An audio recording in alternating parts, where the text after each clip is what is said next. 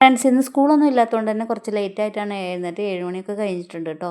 നേരെ വന്ന് വിൻഡോൻ്റെ കർട്ടനൊക്കെ ഒന്ന് മാറ്റി വെളിച്ചമൊക്കെ വരട്ടെന്ന് വിചാരിച്ചിട്ട് അപ്പോൾ അതിനിടയ്ക്ക് കിച്ചു എൻ്റെ കൂടെ തന്നെ എഴുന്നേറ്റിട്ടുണ്ടായിരുന്നു കേട്ടോ. അപ്പോൾ വേഗം സോഫ ഒന്ന് ക്ലീൻ ചെയ്തെന്ന് വിചാരിച്ചു. എന്താ പറഞ്ഞാൽ ഇവർ സ്നാക്സൊക്കെ തിന്നിട്ട് അവിടെ ഇവിടെയൊക്കെ പൊടിയായിട്ടുണ്ടായിരുന്നു. ഭഗവാന്റെ വിഗ്രഹം വെച്ചതുകൊണ്ട് തന്നെ അത് നല്ല ക്ലീൻ ആയിരിക്കണം എന്നുള്ള നിർബന്ധമുള്ളതുകൊണ്ട് തന്നെ അവിടെ നല്ല ക്ലീനാക്കി എടുത്തിട്ടുണ്ട്. അപ്പോഴത്തേക്ക് കിച്ചു ബ്രഷൊക്കെ ചെയ്ത് തന്നു. ഇന്ന് ഇവർക്ക് കഴിക്കാൻ വേണ്ടിയിട്ട് നേന്ത്രപ്പഴം പുഴുങ്ങിയതും മുട്ടയുമാണ് കേട്ടോ.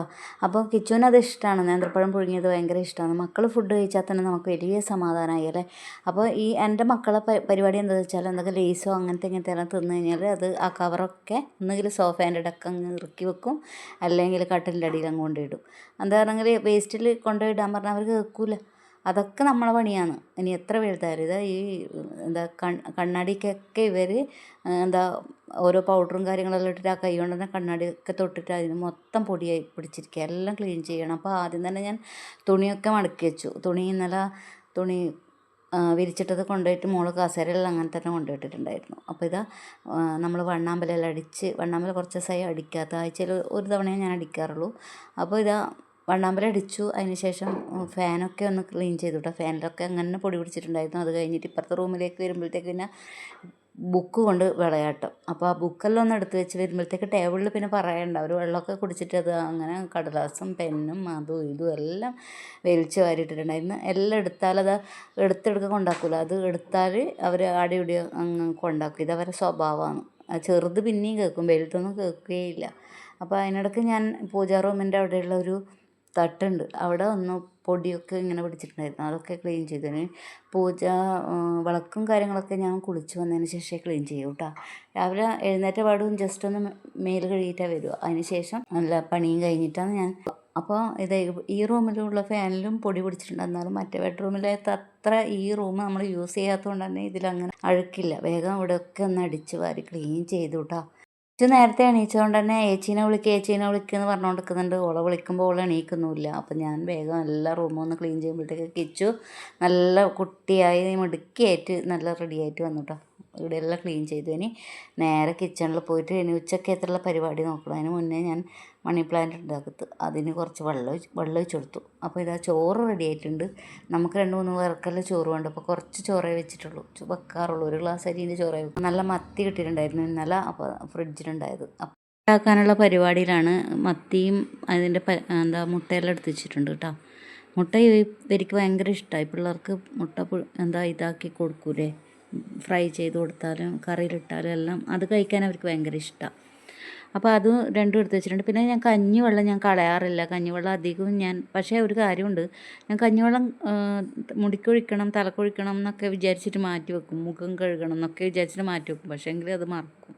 പിറ്റേന്ന് എടുത്തിട്ട് 2 ദിവസം വെച്ചിട്ട് അതും കളയും. അധികവും അങ്ങനെ ചെയ്യില്ല. എന്നാലും ഞാൻ മാക്സിമം അത് യൂസ് ചെയ്യാൻ ശ്രമിക്കലുണ്ട്. അതിനിടയ്ക്ക് കുറച്ച് പാത്രങ്ങളെല്ലാം ഉണ്ട്, അതെല്ലാം കഴുകി വെച്ചു. രാവിലെ എഴുന്നേറ്റ പാടും പാത്രം കുറച്ച് കഴുകി. ഇത് പിന്നെ കുറച്ചുകൂടി ഉണ്ട്, അതുകൂടി കഴുകി വെച്ചിട്ട് ബാക്കി പണി തുടങ്ങും. അടുക്കള ഇങ്ങനെ അലങ്കോലമായിട്ട് പണിയെടുക്കുന്നതിനേക്കാളും നല്ലത് അത് ഒതുക്കി വെച്ച് പണിയെടുക്കുന്നില്ല. അതിനിടയ്ക്ക് കിച്ചു എന്തെല്ലോ പറയുന്നുണ്ട്. കിച്ചു എൻ്റെ കാര്യം വീഡിയോ എടുക്കുന്നതിനെ പറ്റിയിട്ടും ആദ്യേച്ചി ഉറങ്ങി എണീച്ചിട്ടില്ല, അമ്മ ആദ്യേച്ചിയുടെ മേത്ത് വെള്ളം ഒഴിക്കാൻ പോയിട്ടുണ്ട് എന്നെല്ലാം പറഞ്ഞ് എന്നിട്ട് ചിരിക്കുന്നതാണ് കേട്ടോ. ഞാൻ വെള്ളം ഒഴിച്ചിട്ട് വരെ ബോധം കിട്ട് ഉറങ്ങുന്നു. അപ്പോൾ പിന്നെ ഞാൻ നേരെ അടുക്കളയിലേക്ക് വന്നതിന് എൻ്റെ പണിയെടുക്കാമെന്ന് വിചാരിച്ച് ഉറങ്ങുന്ന ആളെ ഇനി അധികം നമ്മൾ ഇതാക്കിയിട്ട് കാര്യമില്ല. എന്തായാലും 10 മണി കഴിയും എണീക്കാൻ. അപ്പോഴത്തേക്ക് ഞാൻ ആദ്യം കിച്ചു എടുത്തു. എനിക്ക് തേങ്ങയെല്ലാം ചിരകിയിട്ട് ഞാൻ ഫ്രിഡ്ജിൽ വെച്ചിട്ടുണ്ടായിരുന്നു. അതൊക്കെ എടുത്തിട്ട് വേഗം കൊണ്ടു തന്നു കേട്ടോ. അങ്ങനെയുള്ള ചെറിയ ചെറിയ കാര്യങ്ങളെല്ലാം അവൾ വേഗം ചെയ്യും കേട്ടോ. ഒന്നും പറഞ്ഞു കൊടുക്കേണ്ട ആവശ്യമില്ല. അതിനിടയ്ക്ക് കാബേജ് തോരൻ വെക്കാൻ വേണ്ടിയിട്ട് കുറച്ച് ദിവസമായി കാബേജ് കൊണ്ടുവച്ചിട്ട് ഞാൻ കിച്ചുവിന് വയ്യാത്തതുകൊണ്ട് അധികം ഒന്നും ഉണ്ടാക്കാറില്ല. നമ്മൾ കഞ്ഞിയും എന്തെങ്കിലും ആണ് ഉണ്ടാക്കൽ. ഇന്നിപ്പം കാബേജ് തോരനും പിന്നെ മീൻ ഫ്രൈയും ചെയ്യാമെന്ന് വിചാരിച്ചിട്ടാണ്. കാബേജ് വേഗം മുറിച്ച് അതിനുള്ള പച്ചമുളകും കറിവേപ്പിലയും ഇഞ്ചിയെല്ലാം മുറിച്ച് അതിലിട്ടിട്ട് അത് മിക്സ് ചെയ്തിട്ട് വെച്ചിട്ടുണ്ട്. ഇനി മീൻ കറി ഉണ്ടാക്കാൻ വേണ്ടിയിട്ട് തേങ്ങ അരച്ചിട്ട് അതിലേക്ക് പച്ചമുളക് ഇഞ്ചി കറിവേപ്പില ഒക്കെ അരിഞ്ഞിട്ടിട്ടിട്ട് ഇനി അത് നന്നായിട്ടൊന്ന് മിക്സ് ചെയ്ത് അതിൽ നമ്മൾ മറ്റേ പുളി എടുക്കൽ, ഇത് വാളംപുളി കേട്ടോ. ഇവിടെ എല്ലാവരും മറ്റേ കുടംപുളിയാണ് യൂസ് ചെയ്യൽ. ഞാൻ എപ്പോഴും വാളംപുളി, എനിക്ക് വാളംപുളിയാണ് ഇഷ്ടം.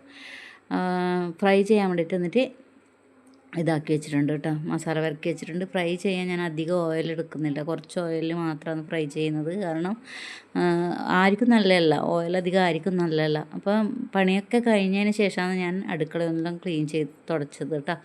എന്നിട്ട് ഞാൻ എൻ്റെ ഒരു സൗന്ദര്യവർദ്ധക വസ്തുവായിട്ട് ഞാൻ ലേശം കോഫി പൗഡറും അതും ഇതും ഇടയ്ക്ക് വല്ലപ്പോഴും അത് യൂസ് ചെയ്യും. എന്നിട്ട് വേഗം കുളിച്ചിട്ടെല്ലാം വന്ന് നല്ല സുന്ദരിക്കുട്ടിയായി എന്ന് ഞാൻ പറയുന്നു. അപ്പം നമ്മൾ മുകളിൽ പോയി കേട്ടോ, അവിടെ പോയാൽ കിച്ചു എടുത്ത വീഡിയോ ഇത് അടിപൊളിയല്ലേ.